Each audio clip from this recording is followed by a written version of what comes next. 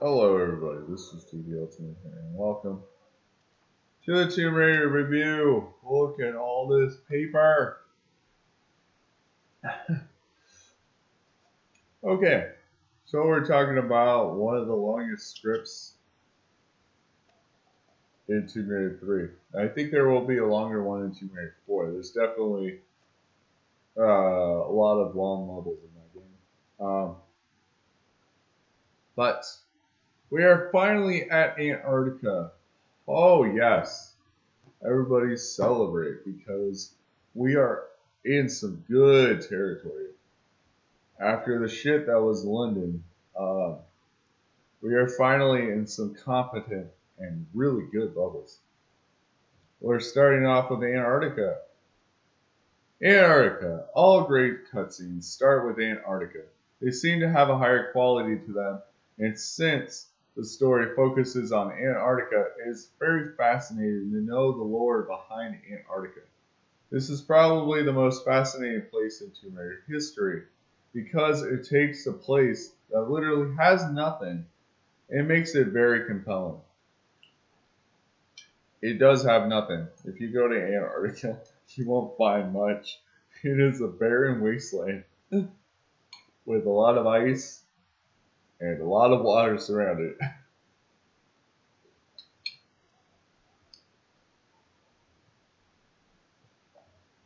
Like millions of years ago, or something like that. There could have been life there, but now it's all dead. You have like fish and penguins and whatever, but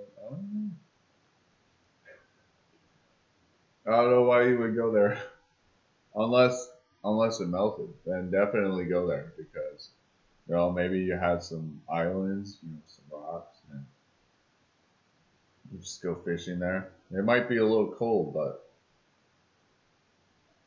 hey, it would be like a winter at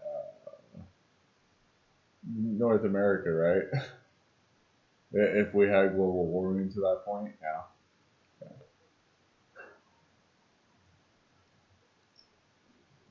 All right, here we go. So the lore is nearly complete. Antarctica was hit by a meteorite millions of years ago. Ancient Polynesian humans worshipped this meteorite and built cities like Tinos to protect this meteorite. They crafted 4 artifacts out of the rock. The names were given many years later. They kept those sacred in their sanctum right by the meteorite. Then they shifted. Eventually, they moved to a random snowy place to be buried underneath and forgotten. The Antarctican natives themselves did 2 things. A portion of them died, as the moai is still standing indicate. The other portion traveled north to Polynesia, where the bulk of them stayed in the South Pacific Islands, where we would see the aftermath of the war between the two tribes. So I looked further into the lore. Apparently, there was a native born without a face in Antarctica, which scared the Polynesians to go back to Polynesia. Fast forward to 1834, where Charles Darwin travels to Antarctica on the HMS Beagle with 4 friends. One of the friends dies because of a wolf. The 4 of them mark his grave and each take an artifact with them. Every friend dies, including Charles Darwin, but one Stephen Barr survives and sells his artifact in London. Fast forward to 1998. Dr. Willard is the founder of RX Tech. He investigates the Antarctica corin samples when a drill catches a rock.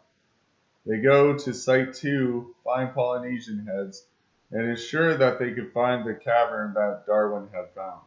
He sets out to find the person who could find these artifacts. Now, I assume he gets reports of a treasure hunter in India. Laura hears rumors of the Infata artifact sometime after her house is broken into in Tomb Raider 2 and goes to investigate the jungle.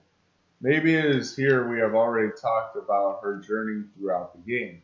So let's skip to when she meets Dr. Willard. He asks her to find the other artifacts and meet him in Antarctica. He also tosses the Diary of Darwin to her to get some context. She agrees and travels to these places to find the artifacts, which are in Nevada, London, and the South Pacific Islands. These artifacts could be harmful to humans, transforming them into monstrosities and killing the humans once they are done. So I will piece together what each artifact does, and that will be the explanation for those events that happen in those places. Infada artifact causes fire to be thrown from the hands, also grants levitation, and can change liquids to be liquid fire. So the fire could bounce off of walls. Result: the Infada cave was praised as a god for his powers. His likeness is etched in stone everywhere, along with bulky statues and many naked women. So he was presumably killed at some point.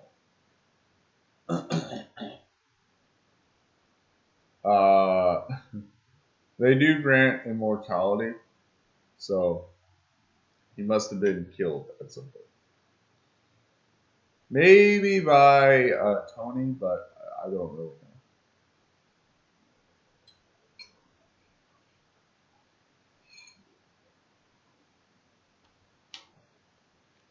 Element 115, unknown, but I will speculate. Causes rooms to be bigger on the inside. Levitation, bioluminescence, energy source, possible interstellar travel. It makes sense that it is in a spaceship because aliens would want this energy source. Yes, aliens are in Tomb Raider. Holy shit. And it has to be the only object powering the spaceship. There is no other way. Well, yeah, it's in the center of the room. I mean, what else could power the spaceship? Cables? There's no cables. The ship is literally levitating on its own and is powered up by something. We don't know what. The result is it is taken in. I gleeked. Fuck.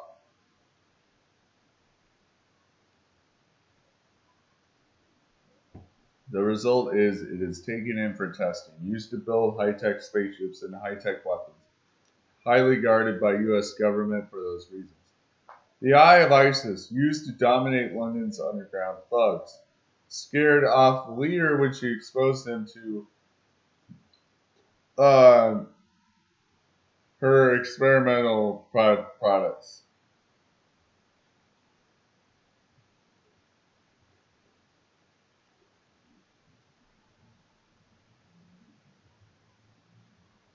Which was made from her artifact, and he lost his face. The egotistical bitch has used her power to make immortality mainstream, and she is probably the buyer of the Eye of Isis artifact. So she is 200 years old, approximately. She has her thugs fight the other thugs of the subway as she sits in her high tower making immortality mainstream with her company. The Eye of Isis is a conductor of sorts.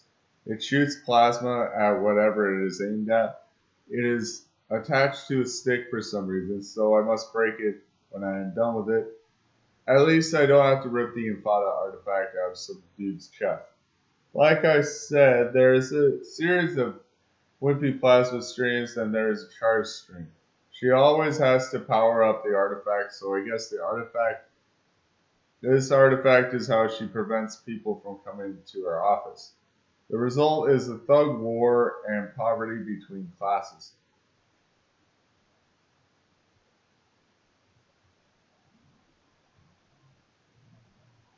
The Aura Dagger. So this weapon has the most unusual property. It could transform people into animals. Yeah, all those lizards were people once, so it makes you wonder what animals were actually human on these islands. But sadly, it is unclear. Huda calls himself a deity and holds the Aura Dagger. He has his own tribe that fights the tribe you fight in Coastal Village and Crash Site. The natives seem to all be cannibals and are impressed by Puna. who is seen as a deity. With the Aura Dagger, he can transform any human into any creature and shoot bolts of lightning. He sits on his throne with the artifact on his chair, and the Aura Dagger protects him with a barrier until he attacks, making him a very annoying boss. However, he is the most intelligent boss in the entire Tomb Raider series. Before you even get to them, you have to deal with the natives of the good faction that might eat you. Then deal with dinosaurs and Australian soldiers that could kill you. Then you have to go through rapids on a kayak, kill all his lizard minions, and fall through the water through a waterfall to get to his hideout. Then you have to get through all his poisoned dark henchmen and rooms filled with traps. After you do that, you have to walk up his steps, wait for him to turn around, shoot him when he is open, avoiding the one-hit kill lightning bolts, deal with his poisonous lizard minions, and try not to fall to your death.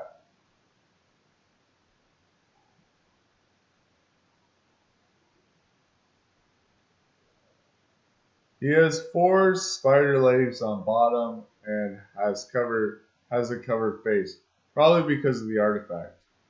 Result: he undoubtedly transformed all his people into animals, and transformed some of the rival tribes' natives to animals as well. The dinosaurs might have actually been people.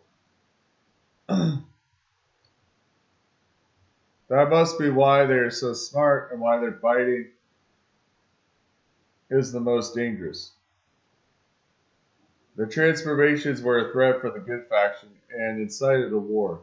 Unfortunately, some were turned into poisonous lizards as a result. The poisoned dark eyes of the Temple of Puna are the most faithful. That is why they are forced to transform. When we confront Puna himself, he has to do it and transforms his faithful into poisonous lizards. Now, the game is wacky. It talks about genetics and stuff like that. So, stuff like that actually isn't as far-fetched as you think.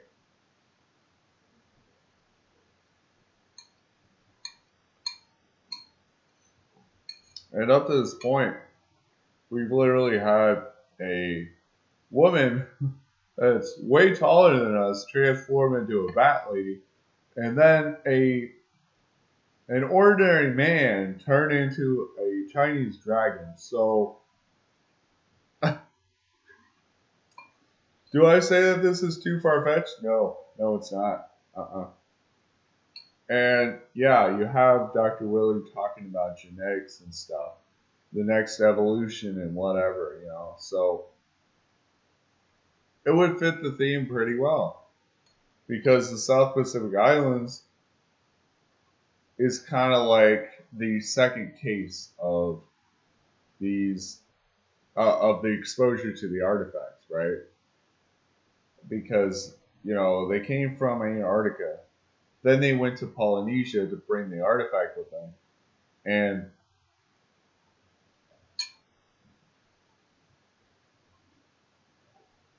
unfortunately, it had consequences to them. you know.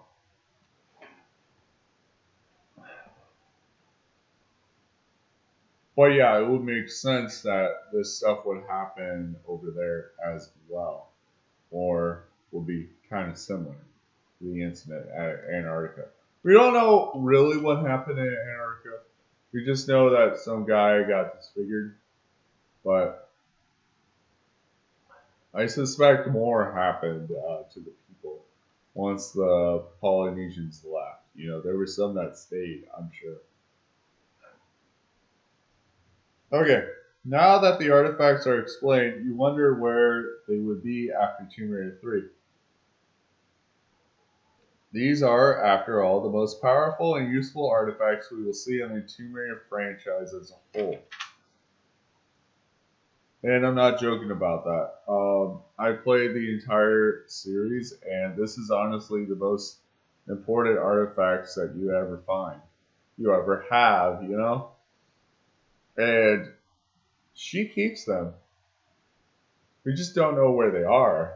But I know she keeps them because who the fuck would leave these artifacts unattended? I mean, Any one of these artifacts could be disaster for a country or the entire world. So the artifacts are really important, and now that we have them, we can go to Antarctica and drop them off with Dr. Willard.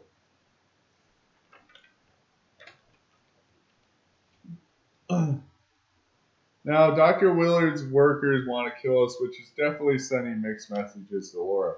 Antarctica is a very dangerous place, and we got a really good cutscene showing us why. For some reason, this cutscene is always shown in a small box, and it would be better if it were widescreen like the other cutscenes.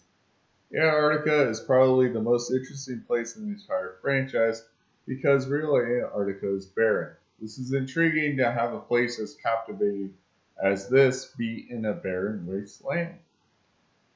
Good job on the developers for making this a really interesting place. The cutscene shows Laura admiring icebergs as the helicopter goes towards the greater landmass. The blizzard causes the helicopter to go haywire and stall out on the ice. Laura pushes some boxes and the helicopter cracks the ice. Laura jumps out of the helicopter in time, but the pilot is killed by the icy water. The loading screen for Antarctica says it all. A big map of Antarctica on the top left corner. Laura staring at you with foggy glasses on the right hand side. Laura in a minecart going towards a hole with her orange outfit. Still not ready for the cold. So this level and the next level introduce a new mechanic, hypothermia. You have a hypothermia gauge that tells you when Laura is too cold, and in about 5 seconds it will hit 0 and you will lose life at an alarming rate. It only happens when you get in the water, and it is reserved for only 2 levels in the entire game. So you start out by a metal crate. It is showing your breath. It is snowing, your breath can be seen, and you stare at a red RX Tech ship, which is kind of your goal. So the water has icy streaks on it, which will denote icy water for this level only. There are goodies underwater that will attempt you to go in, but don't do it. You will probably die even with the boat.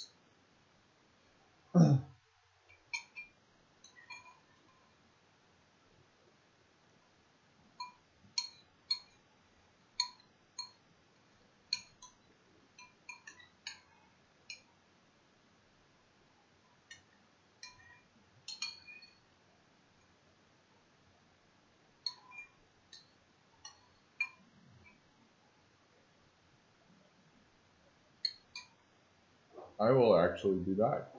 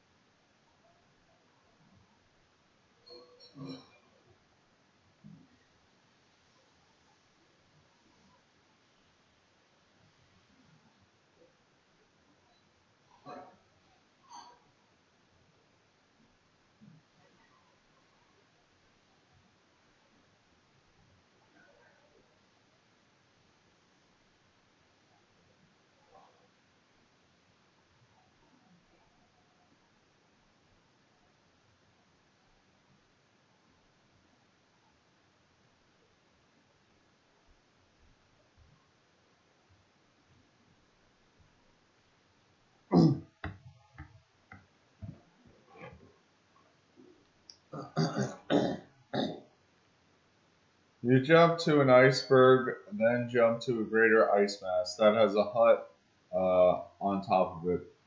If you go to the north side, there's an icy glass with a safe crystal denoting the second secret. There is also a fishtail red flag right by it. The hut is wooden, similar to Tomb Raider 2 hut, but it has no windows. It has a black doorstep and a black door. There is one ice pathway to the boat itself, but you cannot get on the boat that way. There is only one way. In the water as a whole, there's desert eagle cliffs, flares, and a rocket, but I don't think it is worth it. Anyway, you jump to another landmass on the other side and go up towards the bridge. You move across the bridge, go inside the opening, where the ice glass blocks your view, and you get a large medpack, flames, flares, and a rocket and a save crystal. Careful when getting out of the opening. You have to angle your jump so that you land on the bridge and don't fall in the water. You continue by jumping on an ice platform, eventually finding a gap where you have to swim in ice water. Be careful not to slide into the water. It is very easy to do, and it takes about 17 seconds to recover your warmth when you are at empty. You jump into the water, then quickly get out on another ice mass. You face a big ice mass that has a ledge you can climb on the west side with. So you have to go in the water and pull up on the west side. You think you can heat yourself up with some flares, but that isn't the case. You need to know where you need to go, otherwise you will lose health and die, and it is frustrating to do so. If you haven't saved up your ammo for these levels, you'll be absolutely shredded in this level. You get on the ledge, climb up the platforms till you get to a point where you can grab ice monkey bars, which are hard to see. They are black lines on an underhang of ice. When you find the right place to jump up to get the monkey ice bars, you drop at the end, lose 3% health, and jump to the roof of the ship, which is quite detailed. The ship is red with a white roof. There is a main office area which is white and semi-accessible. There are ramps on either side of the office, barring you from the other side of the ship. Sometimes there are railings, but your main focus should be the hole in the floor. You see, you should have seen a boat at the front of the ship. Your goal is to drive that boat so you can traverse the water. You are at the aft end and you have to somehow detach the boat so you can drive it. You have to land in the boat, so you want to slide off some ice when you make your way to the front. There are a lot of enemies in this level. They are mostly human, but they are still deadly. I recommend getting behind them at all times. That seems to work well. You go down the hole, go down the ramp, see a closed door and a hallway leading to an engineer room. Go to the engineer room first, so you can take out a worker in orange and black. Their pistols don't do that much damage, but when he does the super shot, when he dies, he will take about 25% of your health. There's a button by the door at the end. If you press it, you might risk a guard coming in to shoot you. He would have easy access now.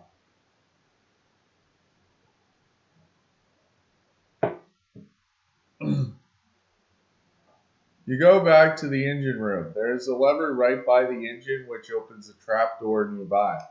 You go through the trap door and a guard pops up in the corridor hallway. Be careful. Hallways like these are very tight. You can get stuck and could be hit by the super pistol shot. You go further into the hallway to a grating wall, which will activate another guard. You dispose of him, then you push a button next to a door, letting you into the next area. You go into the red lit area, which has a guard in a strategic position. Once you take care of him, you are free to roam. So, there is a glitch that will allow you to get on the boat without undocking the boat from the ship, but you will probably miss some goodies if you do this. So there are technically two choices, the lower level and the upper level, but we should do both to get all the goodies. You can open the door to the aft end, but there is no reason to do that. So you go down the hole to a ladder and a guard spawns right behind you, and he drops MP5 clips.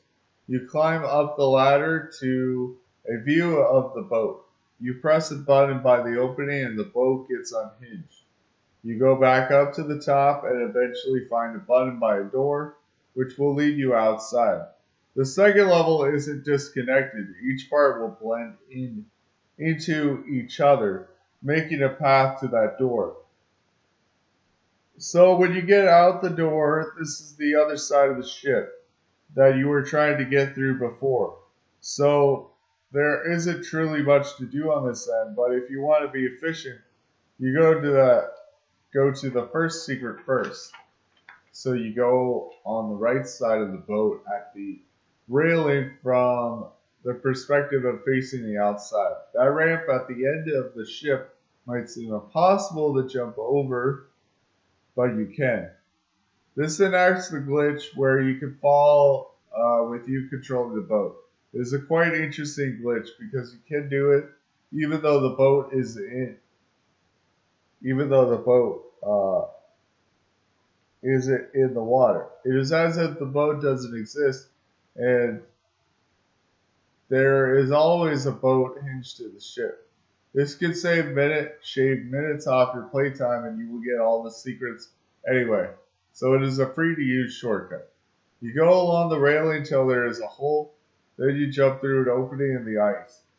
This is the first secret. You go further into the hole towards an ice glass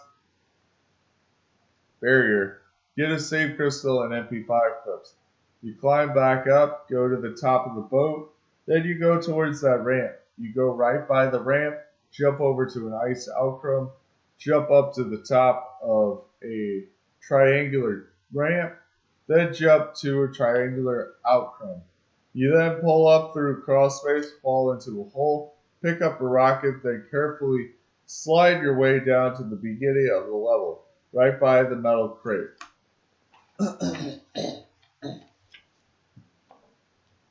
You jump into the boat and your path is blocked on the right by ice. So you go on the left around the boat to your destination. Yellow boat. Steer the boat is similar to the past. Wide turns only, can cut corners kind of. When you hit anything with speed, you will take damage. But there is no hypothermia damage. Getting off the vehicle is a pain this time because you have to get in the cold water sometimes, and lining up the boat is always a pain. You find your way around the boat, past the ice glass around an iceberg, and up to that ice pathway connected to the boat. You then go past it, under the bridge, and go along the left side to an opening. You go through the opening, climb the snow ladder with black streaks all the way to the top. You slowly walk to the edge of a down ramp which leads to an enclosed icy water pit. So you jump off the ramp at the right time to grab and pull up into the crawl space. It is really hard to see here, you must use flares. For some reason, the snow hides the two options well.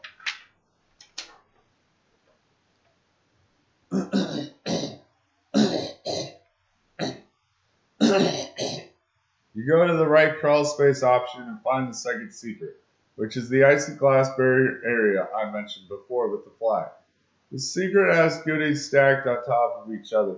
A large med pack, flares, and a rocket, as well as a save crystal. You then go through the left crawl space option, drop from the ceiling, and fall into the water.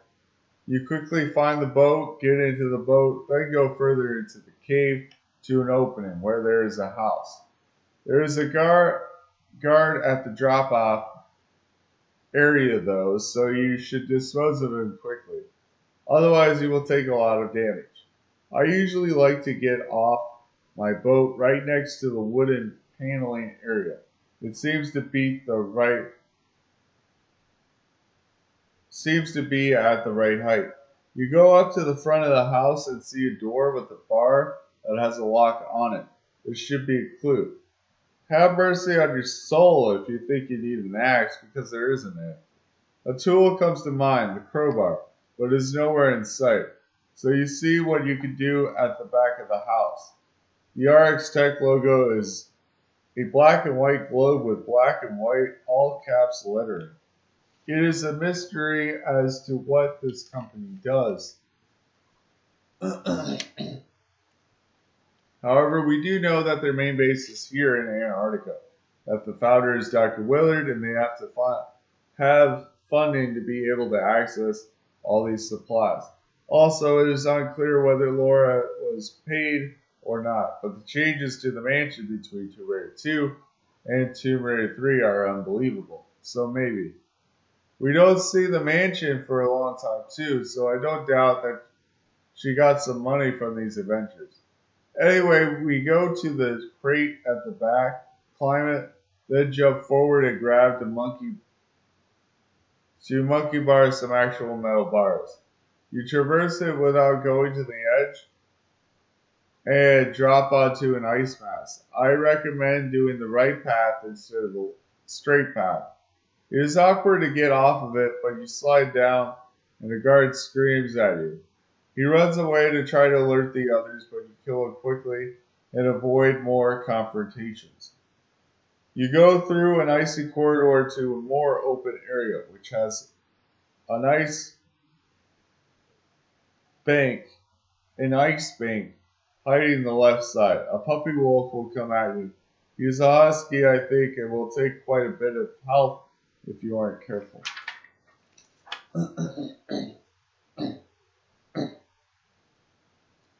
The husky will munch on you if you stand still. If you move, he is really hard to outmaneuver and will remind you of the Tomb Raider 1 mummies. Maybe the scientists put something in their kibble. Base of operations theory of how it works. The guards I have been talking about are supposed to be scientists, but they clearly hold their own as bodyguards. You'll find out later in this level what experiments are going on under Dr. Willard and his company. Plain and simple, he is using the meteorite itself to transform his own scientists into mutants and keeping it secret. It could be extended exposure to the meteorite cavern site, but by the way he talks in the end cutscene of this level, he seems suspicious. His true intentions will be revealed later, but he is definitely trying to create mutants. All these bases are used for research, even the ship. Think of the houses as living quarters for the scientists. Every place except for a select few have working lights and amenities for these people. Every base is connected and tells a story, and you find scattered people and animals everywhere, so it has to be for a reason. We will discuss what's going on at each base later in great detail, and this will give us more details on our tech as a whole.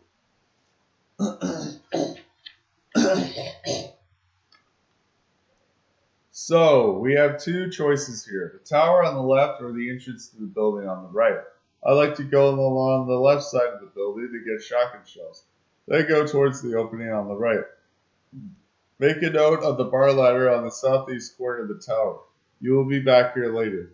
Also, make a note of the way you go out of this area because you will need to be able to find your way back through here. You go through the opening on the right. There is a dog and a guard waiting for you at the end of the hallway.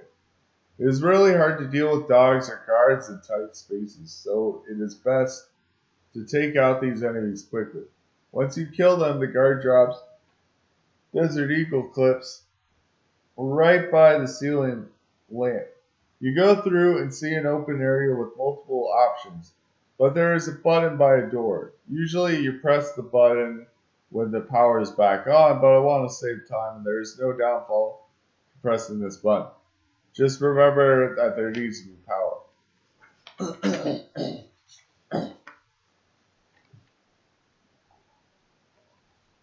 Okay. You then go under the water tower to grab shotgun shells. It is actually the source of the field.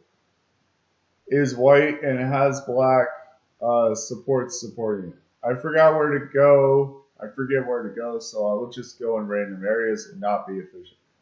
It is really hard to know where to go because there is ice everywhere. I go to the rightmost path with the bridge.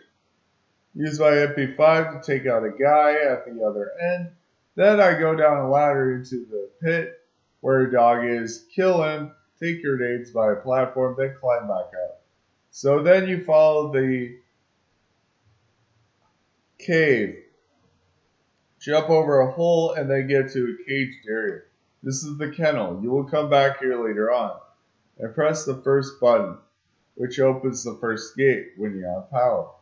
You see several crates everywhere. Did the scientists leave their supplies behind? You go through the end corridor and arrive at the torque facility, which you will go to later. If you want to explore the torn facility, there are walls ripped up, exposed area, and a fence, a wooden block that is on fire and has a surprise. If you go to the far end of the room, you will meet the poison youth. In a jump scare type fashion, he will pop up and breathe on you, causing you to be poisoned, and Laura doesn't even lock onto him with her pistols. This space is torn up to shreds. The tables of food are in good condition. There's and the evidence suggests an explosion. Don't worry about the base engine room. We will get there later, when we figure out the right combination. There's nothing on the roof of the bus, so you can continue on. Pass some boxes to an icy slide. This slide takes you to a corridor and then that open area right by the pipe and the pit. Unfortunately, I decided to go right by the pit and head to the leftmost cave. This leads to a huge building and a couple dogs, which you need to take out quickly.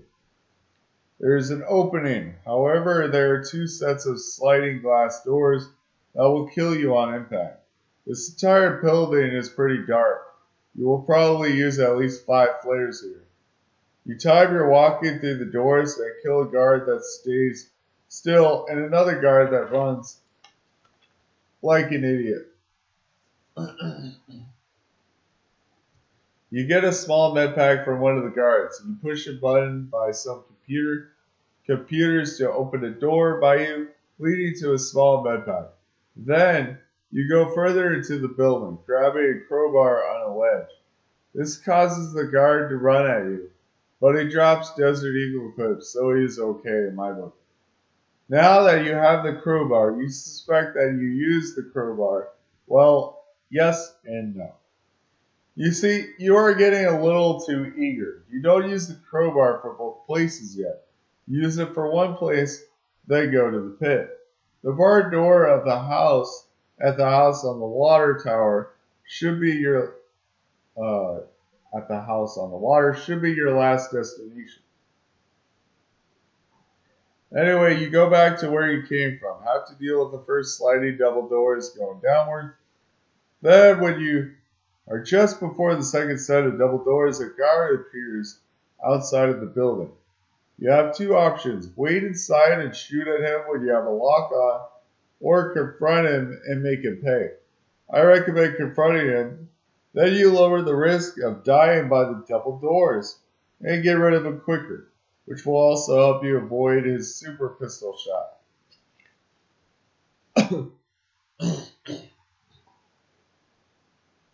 You go back through the cave, through that corridor to that tower, and go up the ladder to a barred door, which needs a crowbar. Use the crowbar on the door and make sure that you pick up the crowbar that falls on the floor afterwards. Then you pull a lever which opens the trapdoor on the roof of the building. Monkey bar over to the building, then go to the right to get a small med pack. Then you go through the trapdoor, take no damage, and observe computers, lockers, and a very important diagram on the wall. The diagram shows you which pumps need to be turned on to get the right fuel and the right amount to the base engine room. The combination is pump 2 is on and pump 4 is on. This will help you get the right fuel. You pull the lever at the door, which will open because you press the button. You then get rid of a guard, get a small med pack, then go to the pit and pipe area. You want to fall into it, but be careful. There is icy water right there. You go through the pit, get up, climb the ladder, shimmy to the side, and reach the 4 pumps. If you are a scoundrel, you can go through the kennel path, go right by the base engine room, drop down the ladder, and go to the pumps. You reach the pumps. There is the same crystal hovering above an ice diamond, and the water is normal, not icy. You turn the pump 2 wheel, and then the pump 4 wheel, and hear a door opening up above. You climb the ladder, go through the door, pull a lever, and see the engines working hard to provide power.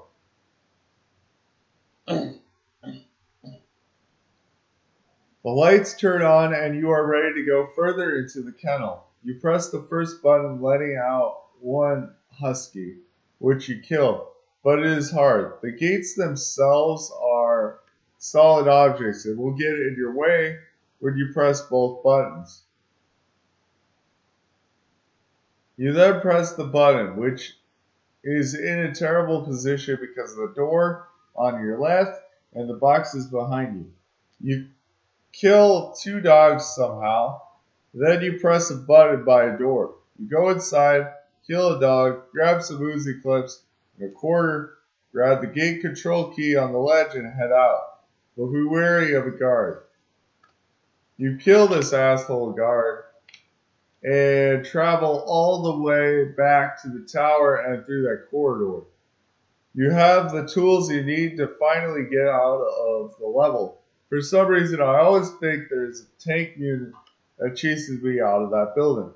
If you go through that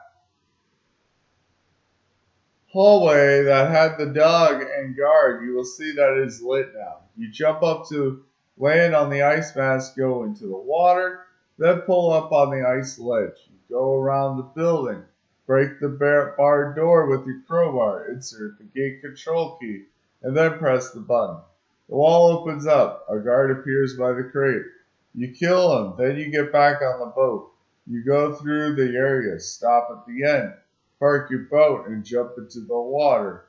There is a hut key in the little cubby underneath the ice. You have to be precise to get it and get back on the boat. You have to position the boat just right so that you jump into the cubby and turn as you get the hut key. Somehow you know this key is here. It is really hard to see the cubby in the water and you would just think it was another goodie. You go back to the ice pathway to the hut, insert the key, and kill the dog that comes out. The hut has the third secret, Xate crystal, Uzi clips, and flares, which don't seem worth it. Why was this hut abandoned with just a dog? It seems like the first place the people from the ship would go to. You go back to the area above the cubbyhole, jump off to an ice mask, kill a guard, and get some Uzi clips. Then you jump off to another ice mask and get shotgun shells off at a triangular peak. Then you go to the ending ice mask, pull up an ice column, then another ice column. You see a guard behind a fence who runs away from you. Then a guard who is around the corner. You run past the square pit. Kill another guard, then run alongside the wooden shack till you see an opening and a cutscene starts. Before we get to the cutscene, I want to talk about my theory about what happened to Arctech since they are giving me so many environmental clues.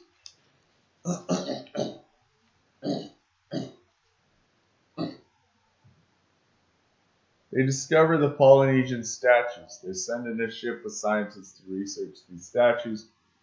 Some are reluctant to come and others do. A scientist and his dog go to the abandoned hut. They are cut off from power, so the scientist dies and gets eaten. The only evidence of his existence is the flares he left behind. There are goodies scattered everywhere. These are clearly places where scientists have died. They died of hypothermia, they drowned, they got crushed, and all sorts of things. The news of the hut made Arctech wise up. Maybe there's something to this power outage, maybe someone responsible. The scientists of the ship are different from the scientists at the bases. They are separated by the massive ice mass below the monkey bars. The scientists beyond the ice mass are older, and when the ship people built a base close to the ice mass and the monkey bars, they started to carry guns. The newcomers infiltrated their base, which caused them to patrol, leave ammo lying around, and shut off power. The newcomers built the base to provide private access to Dr. Willard, but the key was taken by the old scientists. So they have a problem with Dr. Willard. The old scientists formed bases that had power and food. Dr. Willard started to experiment on some scientists, leaving the poison mutant which destroyed the scientists of that building. They decided to use the fuel supply to blow up the building, hopefully killing the mutant. It didn't work, but they thought it did. They took time to build a kennel for guard dogs because they stole the key from the newcomers in an act of defiance against Dr. Willard.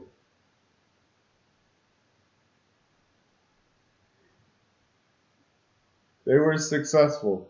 The newcomers were cut off from the brethren by Dr. Willard's base. Some time passed. A dog fell in a pit. Patrols were everywhere. The ship was stuck in the ice and running low on fuel.